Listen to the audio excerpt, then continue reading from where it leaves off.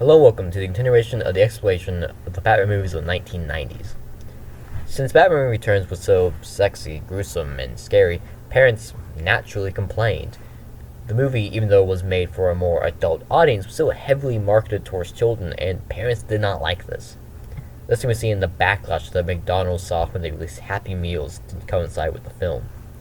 As an angry parent exclaimed in a letter published by the New York Times, "But why on earth is McDonald's pushing this exploitative movie through the sale of his so-called Happy Meals?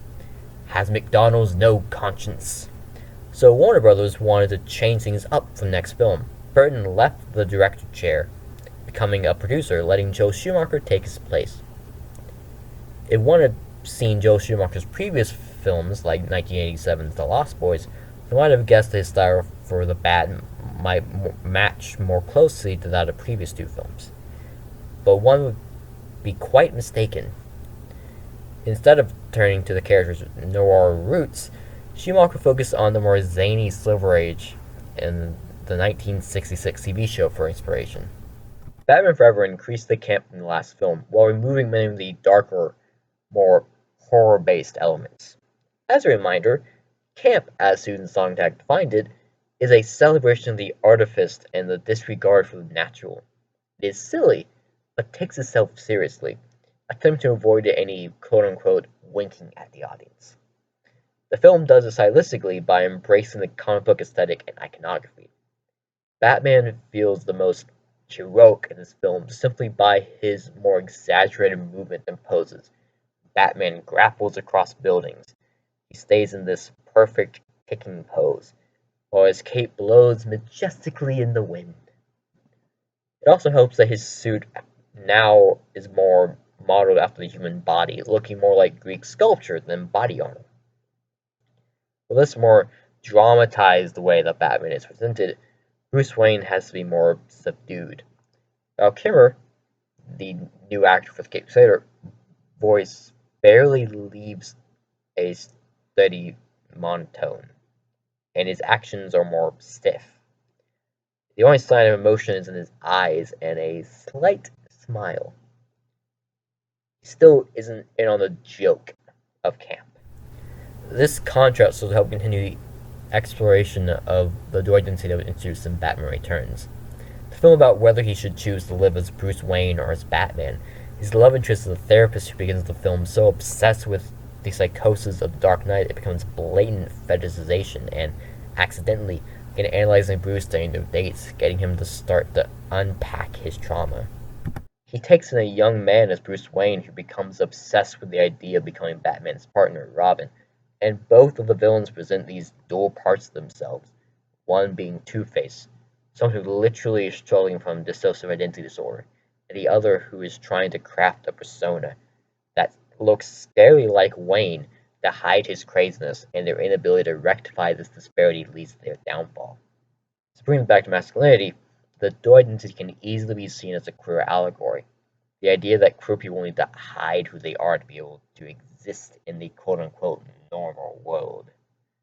Basically, the secret identity makes for a very easy closet metaphor. So, the film is asking if Bruce needs to choose between these two halves of himself in order to truly be happy. Bruce decides, after finding out that Dr. Chase prefers him over Batman, when she turns down the Cape Crusader, to stop being Batman and to focus on being Wayne. This becomes a problem when, during a day with the lovely Doctor, the Riddler and Two-Face break into Wayne Manor and destroy the Batcave, kidnapping Meridian in the process. Bruce has to don the cowl again and, help of Robin, use whatever's left of his arsenal to save the only woman he loves that hasn't left him yet. During the rescue, Robin gets kidnapped and the Riddler uses this as an opportunity to test the detective. Puts Robin and Chase in separate death traps and makes Bruce choose between who to save. Asking him to choose between Batman, represented by Robin, and Wayne, represented by Chase. Bruce chooses the third option, saving both of them, and he is both Bruce Wayne and Batman. Bruce has discovered he is allowed to be both and be happy, since both parts are just him. To look at it from the aforementioned allegory, he has discovered he doesn't have to choose between being himself and being a part of society. He can be quote unquote out without losing everything. With this self-actualization, we move on to Batman and Robin, where Bruce, along with being played by a new actor, has transitioned into the role of the overprotective father. One of the major distinctions between George Clooney's portrayal of the character and the two previous actors is that there is no separation between Bruce Wayne and Batman. He's the same charming, overly protective, slightly snarky man in and out of costume. Since he has rectified the disparity between his two identities, he can just be himself all the time. This also allows him to be in on the joke of the campy world that he lives in. At least he would be if George Clooney wasn't constantly winking at the audience. Now his only problem is his many abandonment issues. Bruce now, for the first time since he was a child, has a family in the form of Dick and Alfred. He is terrified of losing them. This becomes very emotionally difficult when Alfred starts to die of a terminal illness and Dick almost gets killed or being reckless out in the field. Because of Bruce's insecurities, he tries to control Dick's actions as Robin, being more oppressive and demeaning towards his surrogate son. This causes Dick not to trust him when he suspects Ivy of trying to manipulate them, and believes that Bruce is just jealous that she wants him instead. These insecurities about losing loved ones reflect in Mr. Freeze. Victor Freeze is a man whose fear of losing his wife to her illness has caused him to lose his humanity. He's become cold, ruthless, and vengeful. It is only after he is stopped and is able to save someone else, Alfred, that a little bit of humanity returns to him. Freeze is a warning for Bruce of what will happen if he stays overprotective. By the end of the film, he learns that he shouldn't try to protect everyone, and doing so will only succeed in pushing them away. Batman as the father is the conclusion to a journey that many adaptations are afraid to do because bringing in Robin has a perception of making Bruce seem sillier, older, demasculated, and just a bit gay. Partly because of these movies. Schumacher's version of Batman is colorful, campy, and gay. But it does not make it a bad adaptation of the character. It actually makes it very accurate. Batman and other superheroes are very gay. They are campy and flamboyant, and the serial identity makes them relatable to many queer audience members. But even if Batman wasn't inherently queer, him being a father is the ultimate place for a character to go. Bruce as a father gives him a purpose, a destiny beyond dying by some random criminal someday. Put this in terms of masculinity, he never really learned the masculine role that he was comfortable in. As Robert and Julie Volker Morris puts it in their article, stuck in tights, mainstream superhero comics have fictional limitations on social constructions of male superheroes.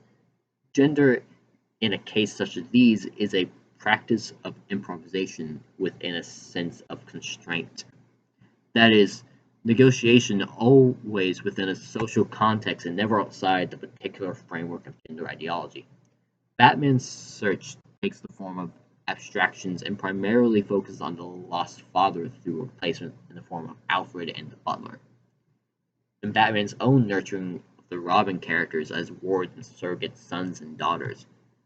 Robin has many children, or might as well be an orphanage in the comics, allows Bruce to take up the masculine role that suits him best, the father. In conclusion, the most surprising element of these four films is the consistency.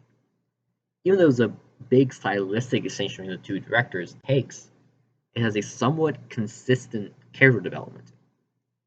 These movies see Bruce going from a lonely, morally ambiguous noir hero to a bright, caring father with a style changing to follow that arc. This arc makes the universe of Batman probably the most comic book accurate of the adaptations so far.